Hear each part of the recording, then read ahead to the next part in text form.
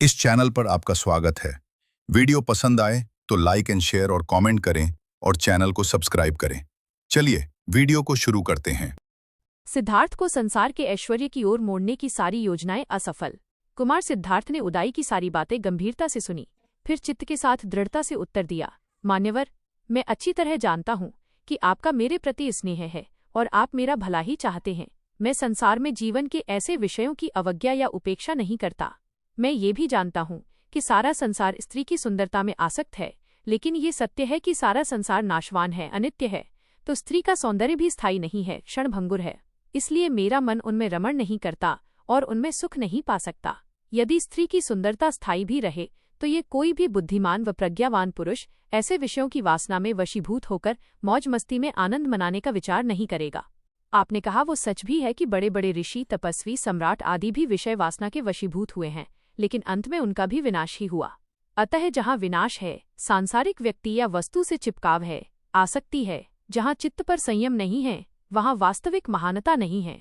आपने कहा कि स्त्रियों के साथ छल कपट और ऊपरी मन से ही सही स्त्रियों से प्रेम करना अच्छा माना जाता है। मैं समझता हूँ कि ये कतई सही नहीं है। यदि स्त्री पुरुष दोनों ओर से सच्चा प्रेम नहीं है तो व्यर्थ है।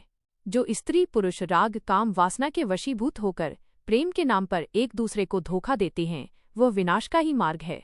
इसलिए मुझे भरोसा है कि आप मुझे सद्मार्ग से भटकाकर विषय वासना, भोग तथा अधम आनंद के कुमार्ग पर चलने के लिए नहीं कहेंगे। राजकुमार के दृढ़ निश्चय को जानकर उदाई कोई उत्तर नहीं दे पाए। उसे अच्छी तरह समझ में आ गया कि सिद्धार्थ में संसार के प्रति राग, मोह व तृष्णा के लिए कोई जगह नहीं है। अब सुंदर स्त्रियां तो क्या, संसार की किसी भी सुख सुविधा का वैभव राजकुमार को वश में कर जीत नहीं सकता। उसने राजा शुद्धोधन को सारी बात विस्तार से बता दी। राजा शुद्धोधन की राजकुमार सिद्धार्थ को संसार के ऐश्वर्य की ओर मोड़ने की सारी योजनाएं असफल होने की बातें उदाई से सुनी तो उनकी चिंता और बढ़ गई।